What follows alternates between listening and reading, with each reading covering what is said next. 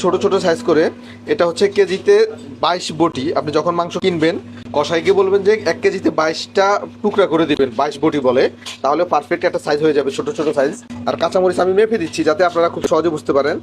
Half cup, half cup, এক cup আস্ত কাঁচামরিচ দিয়েছি। এই কাঁচামরিচগুলো গলে যাবে, আপনারা কাঁচামরিচ কম বেশি করে দিতে পারেন, কোনো অসুবিধা নেই।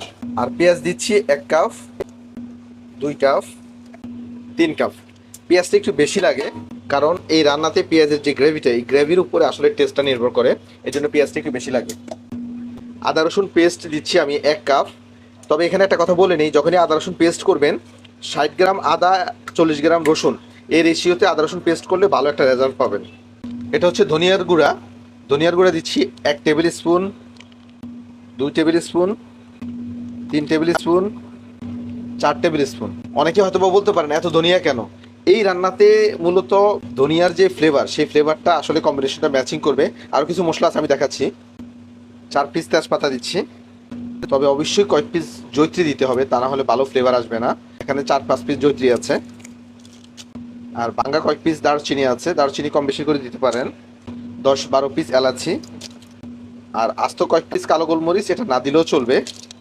আর অবশ্যই একটা জয়ফল, নাটমেগ যেটাকে বলি, জয়ফল সুপারির মতো যেটা, জয়ফল দিতে হবে। তবে একটা পুরা দেওয়া যাবে না।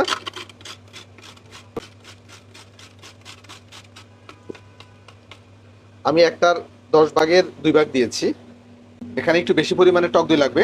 টক দই দিচ্ছি হাফ কাপ, 1 কাপ দিয়েছি টক দই। লবণ দিচ্ছি 1 টেবিল স্পুন, 2 টেবিল স্পুন। আর এখানে 1 টেবিল স্পুন সুগার দিচ্ছি, চিনি দিচ্ছি। এই চিনিটা যদি ইউজ না করেন তাহলে কোনো অসুবিধা নেই, তবে এই চিনিটা আপনি ইউজ করলে টেস্ট বুস্ট করবে, তবে অতিরিক্ত দেওয়া যাবে না। জাস্ট 1 টেবিল স্পুন দিচ্ছি। সরষের তেলটা আমি মেপে দিচ্ছি 1 কাপ, 2 কাপ। সরষের তেল দিচ্ছি আমি 2 কাপ। আপনারা চাইলে সয়াবিন তেলটা ইউজ করতে পারেন, তবে সরিষার তেল দিয়ে রান্না করবেন জাস্ট এই রেসিপির জন্য। তারপর এটা ভালো করে একটু মাখিয়ে নিচ্ছি।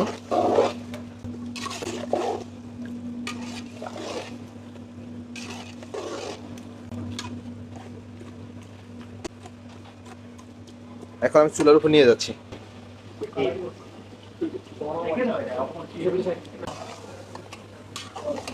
আচ্ছা, মাংসটা যখন চুলাতে দিবেন মোটামুটি 3-4 মিনিট ভালো করে একটু ভুনে নেবেন, এতে করে পেঁয়াজগুলো একেবারে সফট হয়ে যাবে। আর যখন দেখবেন যে মাংসতে বাবলিং আসছে, তারপর একটা ঢাকনা দিয়ে চুলার আঁচ কমিয়ে 40 মিনিটের মতো রেখে দিবেন, এতে করে মাংসটা প্রপারলি সফট হয়ে যাবে। তারপর নেক্সট স্টেপটা দেখাচ্ছি। আমি একটা ফ্রাই প্যানে মুগ ডাল নিয়ে নিচ্ছি 1 কাপ, 2 কাপ, আরও হাফ কাপ, মোট 2.5 কাপ নিয়েছি মুগ ডাল। তারপর মুগ ডালগুলো ভালো করে টেলে নিতে হবে। কালার সময় অবশ্যই খেয়াল রাখবেন, নাড়ানোর উপর রাখতে হবে, তা না হলে যে কোনো এক পাশে পুড়ে যাবে, কালার হয়ে যাবে এবং তিতা হয়ে যাবে, আর এক পাশ কাঁচা থেকে যাবে। মুগ ডাল যখন টালবেন তখন চমৎকার একটা গ্রান বাইর হবে, সেই দিকটাও একটু নজর রাখবেন। গ্রান না বাইর হওয়া পর্যন্ত টালতে হবে আপনাকে। আমি আপনাদেরকে একটা জিনিস দেখাই, দেখেন পরিপূর্ণভাবে সবগুলো ডাউল একেবারে গোল্ডেন কালার হয়েছে। আর ডাউলের যে একটা সুগ্রান, মানে সেটা অলরেডি নাকে লাগতেছে। এই সময় আসলে কি করবেন, জাস্ট এই ডাউলটা নাড়ানোর উপর রাখতে হবে, তা নাহলে কিন্তু নিচে পড়ে যাবে। এই ডাউলটা পানিতে ছেড়ে দিবেন। তারপর আমি এখানে চাউল দিচ্ছি, চিনি গুঁড়ো চাউল। আপনারা চাইলে বাসমতি চাউলও দিতে পারেন, কোনো অসুবিধা নেই। তবে সবসময় আমি বলি বাসমতি চাউল দেখতে অনেক সুন্দর, বাট চিনি গুঁড়া চাউল খেতে অনেক মজা। আমি এখানে 2 কেজি চিনি গুঁড়া চাউল দিয়েছি। 2 কেজি চিনি গুঁড়া চাউলের সাথে আধা কেজি মুগ ডাল। এখন অনেকের হয়তো বা প্রশ্ন থাকতে পারে যে মুগ ডাল আর চাউল যদি একসাথে ভিজিয়ে রান্না করি সেক্ষেত্রে ডাউল কি সিদ্ধ হবে কিনা? হ্যাঁ, সিদ্ধ হবে। সেক্ষেত্রে অবশ্যই আপনাকে এই চাল এবং ডাউল জাস্ট একবার ওয়াশ করে পানিটা ফেলে দিয়ে আবার পানি দিবেন। দেওয়ার পর এই চাউলটা 30 মিনিট ভিজিয়ে রাখবেন। 30 মিনিট পর আবার 3 থেকে 4 মিনিট পানিগুলো স্টেন করে একদম প্রপারলি ঝরে নেবেন, পানি যাতে একেবারে না থাকে। তারপর বিরিয়ানি বলেন, তেহরি বলেন, যেটাই রান্না করেন, রান্না করলে খিচুড়িতেও সেম প্রসেস, রান্না করলে হচ্ছে আপনার প্রপার একটা রেজাল্ট পাবেন এবং ডাউলগুলো প্রপারলি সিদ্ধ হবে। আমি 30 মিনিট অপেক্ষা করতেছি, কারণ এর ভিতরে আমার গরুর মাংসটা হচ্ছে। আমি এখানে প্রায় 40 মিনিট পর ঢাকনাটা খুলতেছি। মাংস একেবারে সফট হয়ে গিয়েছে, দেখেই বুঝতেছেন মাংসের টেক্সচারটা খুবই চমৎকার হয়েছে। এখন আমি যে জিনিসটা বলবো সেটা হচ্ছে খুবই ইম্পর্টেন্ট, এটা একটু মাথায় রাখবেন। এই যে দেখেন মাংসতে কিন্তু এক্সট্রা কোনো পানি নাই। যদি এক্সট্রা পানি থাকে সেক্ষেত্রে পানির মেজারমেন্টটা বলাটা মুশকিল। আর যদি এভাবে যদি আপনি একেবারে ভুনা করে নেন, মানে পানি যদি না থাকে, তাহলে পানির মেজারমেন্ট করাটা খুবই সহজ। যারা নতুন রান্না করবেন তারা অবশ্যই এইভাবে মানে একটু ভুনে নেবেন যাতে এক্সট্রা পানি না থাকে, জাস্ট তেল আছে। তারপর আমি গরম পানি অ্যাড করতেছি, ঠান্ডা পানি অ্যাড করা যাবে না। এখানে আমি 500 ml দিয়েছি। 500, 1 লিটার হয়েছে, 1.5 litre, 2 litre, 2.5 litre, 3 litre, 3.5 litre. এখানে আমি 4 লিটার পানি দিয়েছি। পানি যদি একটু কম বেশি প্রয়োজন হয় অবশ্যই আমি দিতে পারবো পরে, কারণ আমি গরম পানি করে রেখেছি পাশেই। তারপর আমি চাউল এবং ডাউলগুলো ঢেলে দিচ্ছি। চাউল এবং ডাউল ডালার সঙ্গে সঙ্গে অবশ্যই একটু নাড়ানোর উপর রাখতে হবে, তা না হলে চাকা বেঁধে যাওয়ার সম্ভাবনা থাকে। তারপর আরও কিছু কাঁচামরিচ দিচ্ছি আস্ত, যেহেতু কাঁচামরিচগুলো আসলে স্পাইসি কম, ঝাল কম, এই জন্য। আর এটা স্পাইসির উপর নির্ভর করে কম বেশি করে দিতে পারেন। আর এখানে আমি ভাজা পেঁয়াজ দিচ্ছি, 1 কাপ। আর আমার হাতে বানানো সেই বিরিয়ানির মশলা একটা 2 টেবিল স্পুন, 3 টেবিল স্পুন দিয়েছি।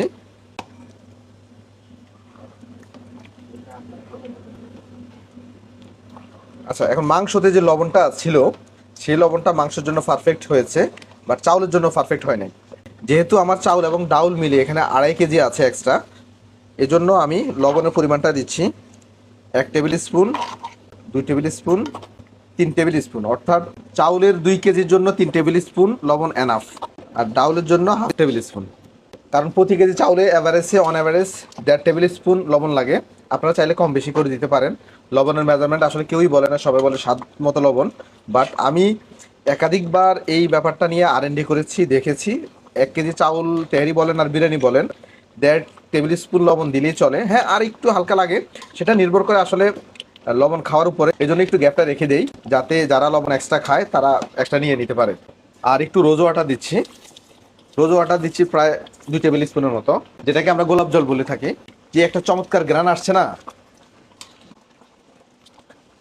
মাশাল্লাহ মাশাল্লাহ। এই সময়টা কিন্তু চুলার আঁচ একেবারেই বাড়তি থাকবে যতটুকু সম্ভব, যতক্ষণ পর্যন্ত পানি আছে চুলার আঁচ কমানো যাবে না। যখন দেখবেন চাউল এবং পানিতে একটা আঠালো আঠালো ভাব চলে আসছে, এই যে দেখেন আঠালো আঠালো ভাব চলে আসছে, তখন চুলার আঁচটা একটু কমিয়ে দিবেন। কারণ তা না হলে চাউল বেশি ময়েশ্চার ছেড়ে দিবে, এতে করে হচ্ছে আপনার তেহারিটা বেশি আঠালো আঠালো হয়ে যাবে। ও মাশাআল্লাহ, অনেক সুন্দর গ্রান আসছে। আচ্ছা, এখানে একটা টেকনিক আমি আপনাদেরকে বলে দিই। যখনই তেহারি পাকাবেন জাস্ট এইভাবে একটা টান দিবেন, টান দেওয়ার পর দেখবেন যে এক্সট্রা পানি আছে কিনা। যদি দেখেন এক্সট্রা পানি নাই, তার মানে হচ্ছে আপনার চাউলের পানির মেজারমেন্টটা ঠিক হয়ে গিয়েছে। এভাবে তেহারি রাইসগুলো একবারে সমান করবেন, একবারে সমান করে নেবেন। বিশেষ করে সাইড থেকে যে চাউলগুলো লেগে থাকে কাটা কাঁচা, সেগুলো অবশ্যই নামিয়ে দিবেন, তা না হলে ওগুলোই পরে দাঁতের নিচে পড়লে কাঁচা কাঁচা লাগে। আর সাইড থেকে একটু মাঝখানে আপনার চাউলগুলো তুলে দিবেন, কারণ স্টিমটা সবসময় মাঝখানে বেশি থাকে, এই জন্য অনেকে তেহারি সাইডে কাঁচা থেকে যায়। এভাবে যদি করেন তাহলে সাইডে কখনই কাঁচা থাকবে না। তারপর উপরে একটু ভাজা পেঁয়াজ দিয়ে দিচ্ছি ঢাকনা দিয়ে। আমি কি করি সবসময়, এরকম একটা সিলভারের প্লেটে পানি দিয়ে উপরে পাতিলেটা বসাই, এতে করে আমার তেহারি বলেন বিরিয়ানি বলেন কখনোই নিচে লাগে না, আর পারফেক্টলি হচ্ছে আপনার দমটা হয়।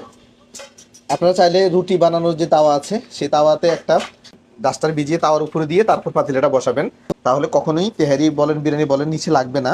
আর এইভাবে দম দিয়ে 30 মিনিট রেখে দেবো। 30 মিনিট পর আমি দেখাচ্ছি রেজাল্টটা কতটা পারফেক্ট হয়েছে। ও, আমি প্রায় আধা ঘন্টা পর ঢাকনাটা খুলতেছি। মাশাআল্লাহ, এত চমৎকার একটা গ্রান আসছে না। ও, আপনারা চাইলে এখানে একটু ঘিও ইউজ করতে পারেন, তবে ব্যক্তিগতভাবে আমি সাজেস্ট করি যত বেশি ভাজা পেঁয়াজ ব্যবহার করবেন তত খেতে মজা লাগবে, টেস্টটা ততই বেশি হবে। ওয়াও, দেখছেন কতটা পারফেক্ট জর্জরা হয়েছে। এটা আসলে টাইম এবং মেজারমেন্ট, আর কিছু না। টাইম এবং মেজারমেন্ট আমি যেভাবে বলেছি ঠিক এভাবে করবেন, তাহলে তেহারি বলেন বিরিয়ানি বলেন খিচুড়ি বলেন সব কিছু পারফেক্টলি হবে। মাশাল্লাহ মাশাল্লাহ, সত্যি অসাধারণ গ্রান। আমি জাস্ট অল্প একটু ট্রাই করে দেখি। এই যে দেখেন কতটা জর্জরা হয়েছে এবং অতিরিক্ত ওভার তেলও হয় নাই।